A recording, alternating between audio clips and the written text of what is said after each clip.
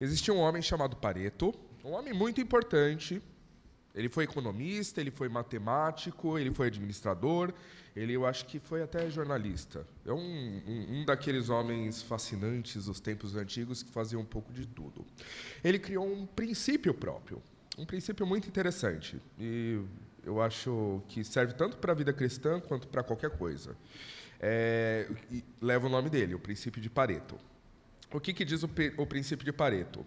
80% dos efeitos, ou seja, 80% dos efeitos das consequências são causados por 20% das causas. Não sei se deu para entender, ou seja, 20% das coisas causam 80% dos resultados. E ele aplica, assim, é aplicado em vários aspectos. E é comprovado a proximidade, a fidelidade é muito interessante. Por exemplo, 80% da sua receita, ou seja, 80% do seu lucro, geralmente vem de 20% dos seus clientes, ou dos seus serviços, ou da sua produtividade. 80% dos problemas que você tem são causados por 20% dos vícios que você tem. E você pode aplicar para algumas coisas que vão de forma muito interessante. Você tem um problema no seu relacionamento familiar, no seu problema com sua esposa, com seu marido, com seus filhos. E se você analisar, provavelmente 80% dos seus problemas com o seu filho, com a sua mulher, com a sua esposa, com o seu chefe, com o seu trabalho, com a sua igreja, com a sua congregação, com a sua vida espiritual, provavelmente estão sendo causados por 20% dos seus vícios, dos seus defeitos, das suas problemáticas, da demora ou de elementos. E é interessante que nos propõe, de forma muito inteligente, a pensar como nós podemos resolver problemas, porque problemas todos nós temos em todos os níveis possíveis, porque seres humanos são pecadores e medíocres e desprezíveis, e nós não seríamos a titica do cavalo se não fosse Jesus. E glória seja dada a Jesus por isso, sempre. E daí nós, claro, estamos num culto de adoração ao Senhor, a nossa mensagem não é voltada para a economia, eu não quero criar milionários, eu não quero resolver o problema da sua empresa, do seu negócio, mas nós queremos adorar ao Senhor. E quando nós pensamos em adorar ao Senhor, a gente vê um case de sucesso.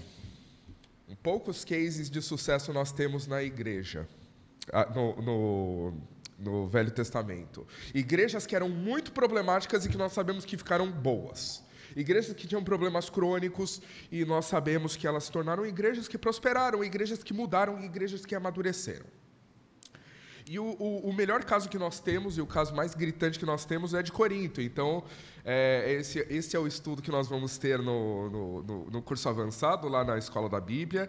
E é algo que nós podemos trazer para a igreja, porque sempre é animador. Corinto era uma congregação que era mais fácil de desistir dela. O que você imaginar que tinha de problema, tinha problema. E quando eu olho uma congregação de Corinto, eu falo, não, vou trocar de congregação, é mais fácil. E Paulo poderia ter feito uma carta de 2 parágrafos. Pessoal, os justos se separem dos desgarrados. Se você acha que a congregação biblicamente está totalmente errada, foge, é mais fácil. E seria uma carta simples, e seria uma carta rápida, e seria uma carta que nós talvez gostássemos.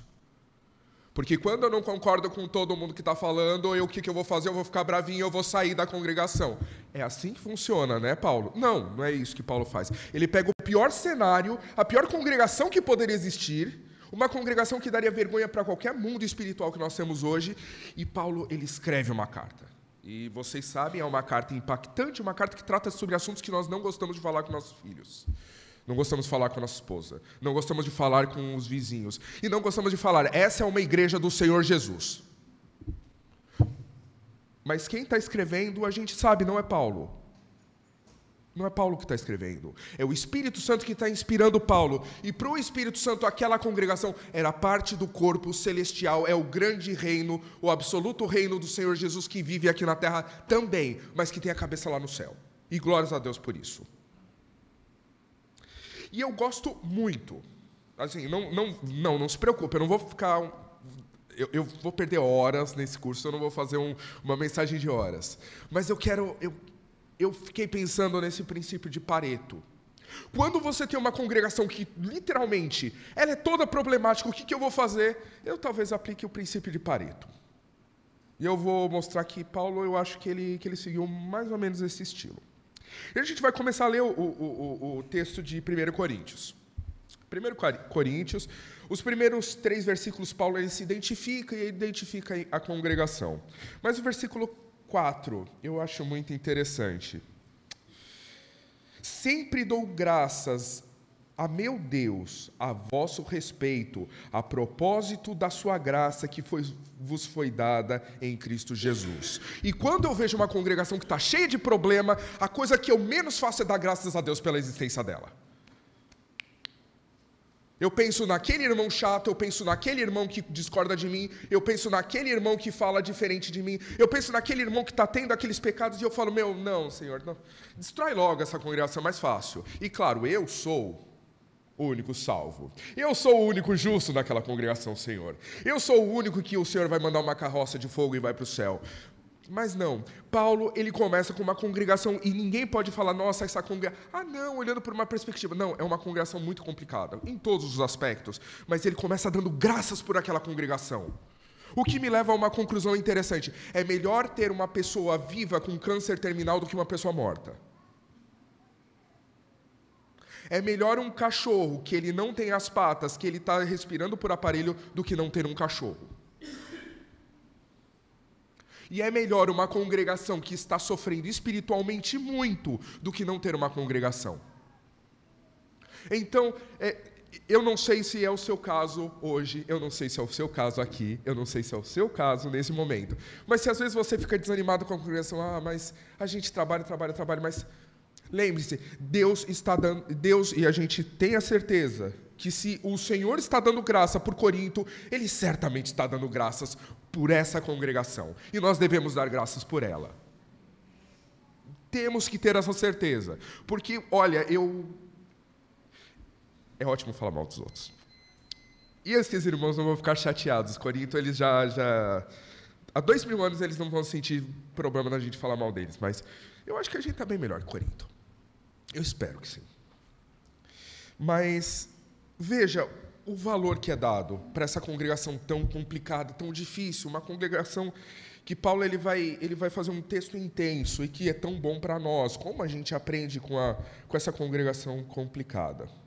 E ele continua, no versículo 5, porque em tudo fostes enriquecidos nele, em toda a palavra e em todo conhecimento.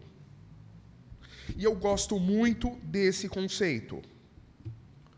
Porque quando eu vejo o problema, e eu não sei vocês, talvez comigo seja diferente, mas pobreza não tem necessariamente a ver com dinheiro, mas, claro, quando você está com a conta negativa, você tem que pagar a conta, você tem que comer, porque, assim, não sou só eu gordinho que como, vocês também comem, e você não tem dinheiro, daí você começa a ver. Pobreza é um aspecto, é o critério infelizante, se existe essa palavra. Quando você está pobre de algo, você está infeliz. Quando você carece de algo, você está infeliz. Quando você não tem um bom relacionamento com a sua namorada, você está pobre. Você está pobre de afetividade, você está pobre de relacionamento. Quando você tem problema com seu pai, você tem problema de intimidade com seu pai. Quando você tem um problema espiritual, você tem, às vezes, problemas espirituais. Você está sentindo pobreza. Porque você... está tudo indo bem, mas por que eu estou infeliz? O que está acontecendo? Às vezes a gente é pobre, por exemplo, às vezes nós somos pobres de ferro no sangue, e a gente tem vários efeitos, e a gente tenta, não, eu vou comer mais doce, eu vou comer mais chocolate, eu vou comer mais pizza, mas pizza não tem ferro, chocolate não tem ferro, às vezes você precisa de feijão, e você está pobre de feijão e você não sabe que você precisa de feijão. Daí, quando você come o alimento correto, você... fica bem, nossa, mudou tudo, eu não estou mais anêmico. E Paulo, ele dá uma dica para essa congregação, ele já vai introduzindo, ele sabe que ele está lidando com uma bomba. Ele dá graças a Deus porque eles foram enriquecidos em toda a palavra e em todo conhecimento, assim como o testemunho de Cristo tem sido confirmado em vós. Então, aquela congregação, ele dá graças a Deus, porque eles têm problemas. Eles têm muito problema. Eles não são exemplo moral para os ídolos de fora, para as religiões de fora, para os pagãos eles não são exemplos. Mas eles foram enriquecidos com algo importante, algo fundamental, a coisa mais importante do mundo, que é a palavra, o conhecimento e o testemunho de Cristo. Então existe uma diferença. Nós podemos estar no fundo do poço, nós podemos estar realmente muito difícil, a nossa vida pode estar uma caca, e nós podemos ser os responsáveis por essa caca. Mas ainda que a gente esteja no fundo do poço, uma caca, se nós temos o conhecimento de Cristo, nós estamos muito melhor do que alguém que está muito bem e que não tem esse conhecimento. Então nós já começamos a ver um copo meio cheio, não é só o copo vazio. Ainda tem um pouquinho, dá para falar que o copo está cheio. E daí a gente vem para eu vou voltar para o Pareto. Quando tudo está errado. E eu sou maravilhado, não sei se vocês assistem um seriado chamado House. Tem nos streamings aí. É um médico muito mal-humorado, que tem sempre casos muito complexos, e ele sempre salva as pessoas. É maravilhoso. Mas existem várias doenças que têm vários sintomas, e para cada um dos sintomas você precisa tratar com remédio. E qual é realmente o grande problema da pessoa? E é interessante que ele fala, não usa esse remédio. Daí os médicos, os assistentes dele, claro, não, mas se você não usar esse remédio, você vai matar o paciente. Daí a gente vai saber qual é o problema. E geralmente, e eu acho que é um problema que eu gostaria de tratar e que Paulo começa a tratar, e você vai entender comigo, eu espero. É muito mais fácil quando eu sei o problema e o problema é externo do que quando o problema sou eu. No sentido de, numa doença, por exemplo, uma doença autoimune. Quando é seu próprio corpo que começa a combater o seu corpo. As suas células, elas falam, não, você é o invasor, mas o invasor que está falando é um tecido do seu corpo, é sangue, são elementos que você usa no corpo, mas o corpo mesmo fala, não, você é inimigo, e você é inimigo, e os dois começam a se degladiar, e você começa a ficar doente. Não, porque veio o invasor? Não, porque o seu corpo não te reconhece. E você começa a morrer porque seu sistema está bom. E o remédio é interessante. É muito triste, inclusive, porque o remédio para a autoimunidade é você atacar as suas células de defesa. A um ponto que elas fiquem tão fracas que elas não consigam matar as células do seu próprio corpo. Então você vive num estado sempre de... eu não posso ter mais anticorpo do que o necessário para eu sobreviver. E é uma jornada triste, é uma jornada difícil, eu sei. E espiritualmente é uma coisa tão difícil quanto.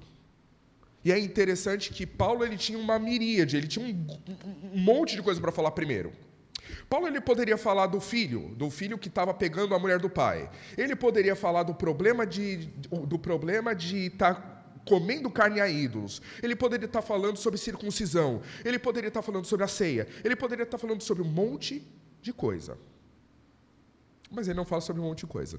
Ele começa, primeiro, elogiando e lembrando esses irmãos desse conhecimento enriquecedor que eles tinham. E no versículo 10.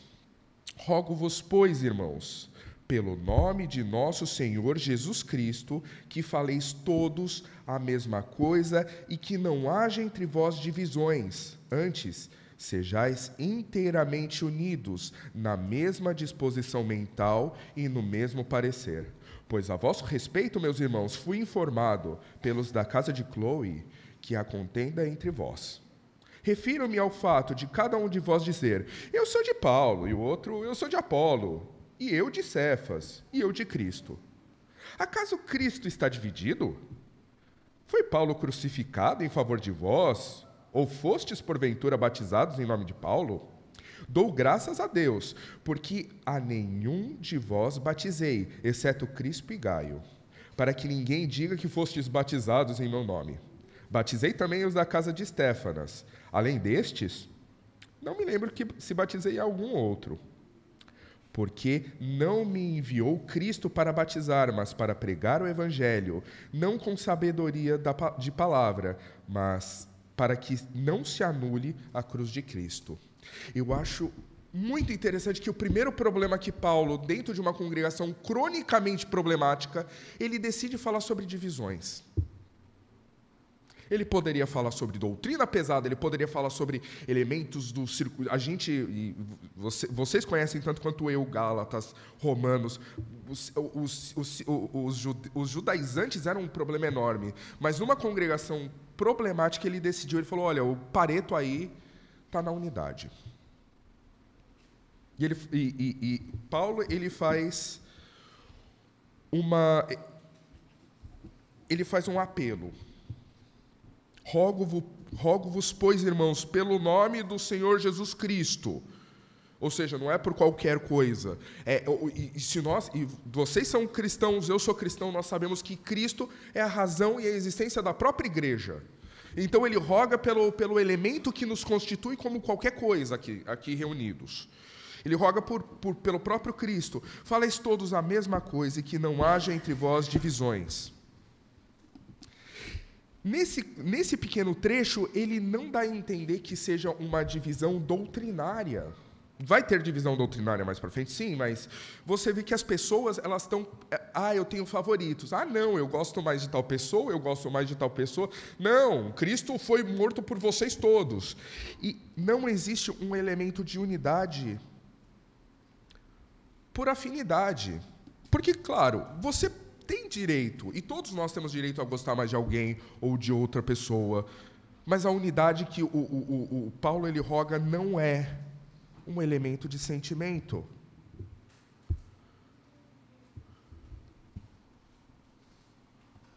Ele basicamente fala para duas crianças birrentas, vocês vão ser amiguinhos. E crianças, elas têm um coração bom se você... Elas se arranjam. O difícil é que, às vezes, nós não nos arranjamos. E falar para todos nós, e por favor, vocês sabem, não me vem à cabeça nuvenzinhas de pessoas, eu não estou falando especificamente, eu estou falando para nós. Vocês sabem disso. Mas daí vem uma pergunta. Tá bom, vamos nos unir. Como? O primeiro elemento, eu acho muito importante falar isso. União não é sentimental. E eu vou dar 2 exemplos. Se você baseia o seu casamento, ou o seu namoro, ou a sua afinidade, ou seus amigos por sentimento, quando o seu sentimento morrer, o casamento acaba, as amizades acabam, o que quer que você fizer acaba. E geralmente acabam assim. Daí as pessoas... sempre que as pessoas me falam isso, infelizmente eu já tive alguns relatos de pessoas que, eu me separei, eu perguntei o porquê. Acabou o sentimento, a gente é incompatível. Eu gosto de lembrar da figura de uma criança, porque quando você tem um filho, em tese, por mais que seu filho seja... a criança vai fazer cocô às 4 da manhã, vai ficar gritando, vai ficar enchendo o teu saco, desculpa o termo, ela vai ficar te importunando. Mas mesmo assim, à noite, você vai com aquelas olheiras, você acorda, você troca. Às vezes, você simplesmente não faz nada, porque ela não está com totô, ela não está com fome, mas a criança quer companhia e você vai lá. E por que você faz isso? É porque você está feliz de estar acordando 4 horas da manhã? Provavelmente não. Eu acho que ninguém acorda 4 horas da manhã depois de ter trabalhado o dia inteiro e fica feliz. Mas você faz. E por que você faz? Se eu não fizer, eu sou preso. Não, vamos ser sinceros. Você faz porque você assumiu um compromisso no seu coração de que aconteça o que acontecer, você vai cuidar daquela criatura. Você vai amar aquela criatura, por mais que ela não mereça. E esse é o Evangelho. Isso é o Evangelho. Então, e eu gosto muito porque Paulo, ele dá exatamente isso. Paulo, ele não fala, olha, se unam, porque, o seu irmão é legal. Porque o seu irmão, nossa, ele tem muitas virtudes. Porque seu irmão, ele é bacana, porque ele pode te ajudar e você pode crescer junto com ele. Não, Paulo, ele fala, rogo-vos, pois, irmãos, pelo nome do nosso Senhor Jesus, que faleis todos a mesma coisa e que não haja entre vós divisões. Então, eu posso não gostar de uma pessoa, eu posso não sentir afinidade nenhuma, mas como eu vou conseguir? Qual é a chave da união? Vamos falar a mesma coisa. E o que vamos falar? Vamos falar de política? Não. Vamos falar de negócios? Não. Vamos falar de como criar melhor nossos filhos? Não. Nós vamos falar Jesus. É Jesus que é a liga fundamental da igreja. Podemos, claro, se eu sou advogado, a Irani é advogada, a gente pode conversar porque nós temos esse plus, mas não é porque ela é advogada e porque é advogado que eu vou continuar congregando com ela, mas é porque nós falamos Jesus. E Jesus é a pedra fundamental da igreja, vocês sabem. Jesus tem que continuar sendo, inclusive, a nossa linguagem de interpretação. Porque eu tenho um histórico, você tem um histórico, todos temos um histórico. Mas nós temos a identidade em Jesus.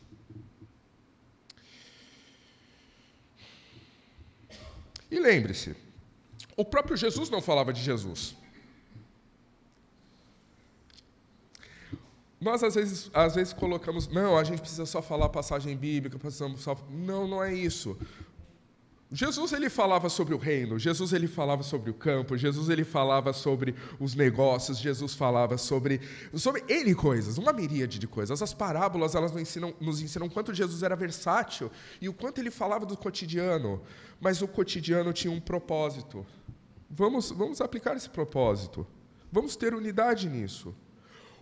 Quando nós temos unidade, por mais que eu... Olha, e eu vou falar dos meus defeitos, porque eu não vou ficar apontando os defeitos dos outros, é sempre muito fácil de apontar. Mas, olha, eu sei que eu sou chato, eu sei que eu sou crítico, eu sei que eu sou exigente, eu sei que eu sou metódico, sistemático, eu sei disso, e eu sei que isso não é bom. Mas você... E daí já é um convite a você. Você tem que me suportar e nós precisamos unidade, inclusive com esse chato que está à frente. Não porque esse chato vai fazer alguma coisa por mim, porque geralmente eu sou muito imprestável, eu sei disso, mas porque nós temos a mesma palavra.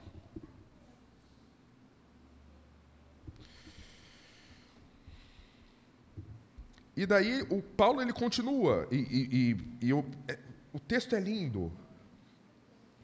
Ele continua esse texto do versículo 10 ao 17, falando sobre a unidade, que a unidade está na cruz, não está no apóstolo.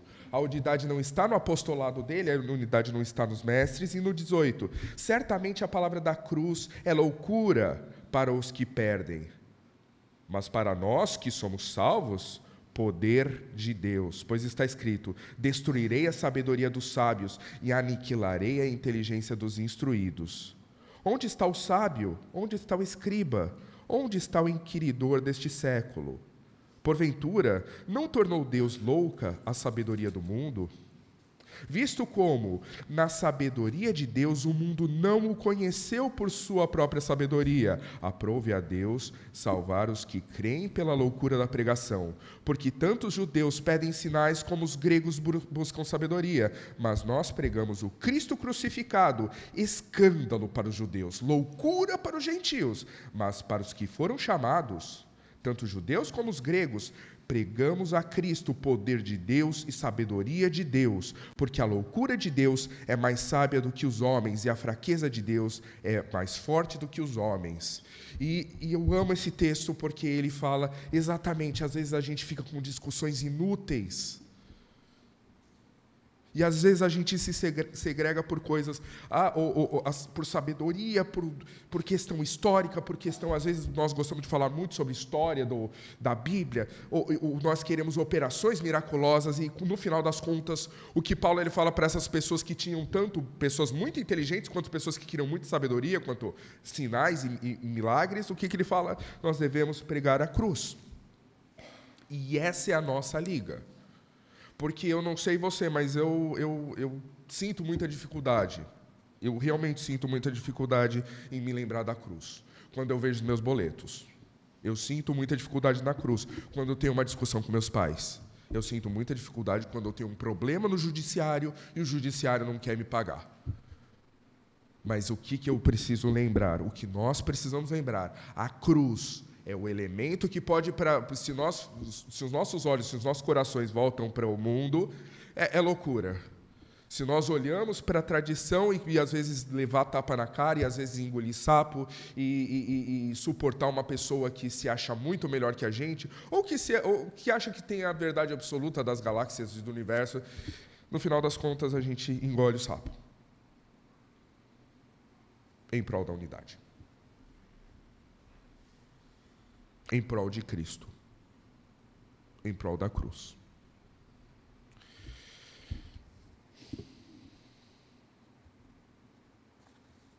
É uma loucura que você optou por seguir. É uma loucura que você, assim como eu, optamos por caminhar em prol de uma cruz que não nos oferece nada nessa terra. Não oferece bênçãos físicas, pode vir ou pode não vir, mas se a gente for fazer uma competição, sempre vai ter um Elon Musk que vai receber mais bênção que você, sempre vai existir uma Ana Hickman que vai ser muito mais bonita que você, sempre vai existir um Dr. Barakat que vai ser mais saudável que você. Então, não é por... Nós não recebemos nada físico. E mesmo assim, um monte de loucos optaram por seguir aquele que nós sabemos, no final das contas é o autor e consumador da nossa fé. Então eu faço um apelo aos irmãos.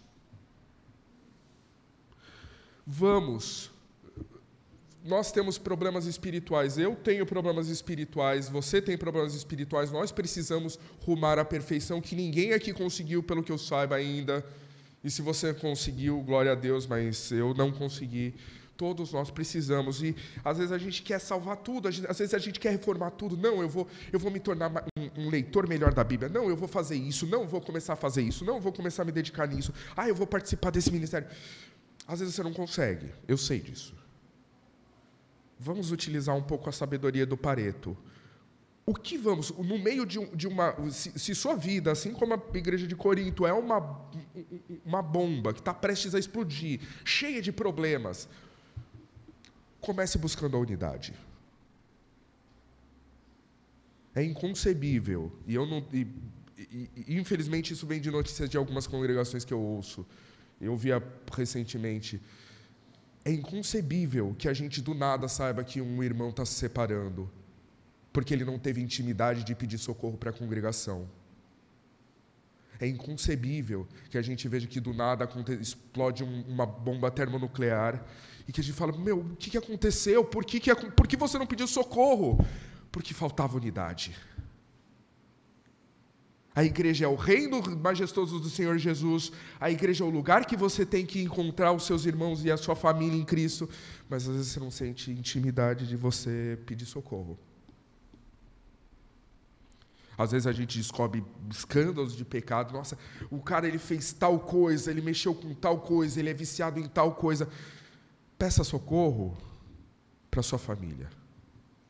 Peça socorro, porque talvez a gente não consiga ajudar no seu vício, no seu problema, mas nós vamos orar por você.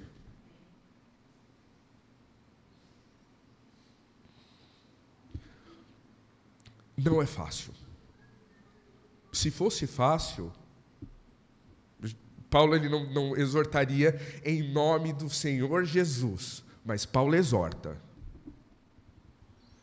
E quando nós sabemos que é o Espírito revelador, conselheiro, perfeito que está nos comandando isso, no mínimo, eu que sou mais bobinho, eu sei. A autoridade manda, eu tento obedecer. Vamos nos unir, irmãos. Abra o seu coração. Tenha amigos aqui dentro. Nós não somos um inimigo do outro. Nós somos família. E eu tenho certeza que se você pede, vai ser dado. Peça ajuda e você conseguirá ajuda. Nem que seja por oração, nem que seja a gente ligando para você para saber como você está, nem que seja para simplesmente... Às vezes você não tem um problema grande, não tenho mais... se una, vamos nos transformar, vamos nos unir. E com certeza eu posso dizer, isso é certeza, o Pareto vai funcionar. Esses 20%, essa pequena mudança vai fazer toda a diferença espiritual na sua vida. Eu tenho certeza. Então, como vamos fazer isso? Versículo 4. Através do conhecimento de Cristo, conhecimento que traz enriquecimento, a gente consegue. A gente vai falar a mesma coisa. Vamos falar sobre Cristo. Vamos lutar contra a divisão. Eu sei que alguém está falando mal, eu sei que alguém está se sentindo mal. Vamos tentar resolver.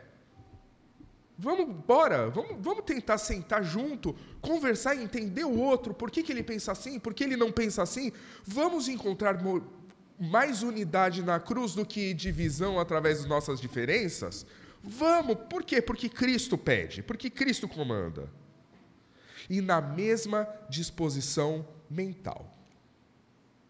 Disposição mental quer dizer que nós todos temos a certeza de que somos imperfeitos, de que nós vamos dar espinhadas um no outro, vamos sofrer, vai sair sangue, nós vamos ter que engolir muita coisa que a gente não quer. Mas no final das contas a gente faz isso por quê? Porque Cristo fez isso primeiro por nós e porque nós vamos para o céu.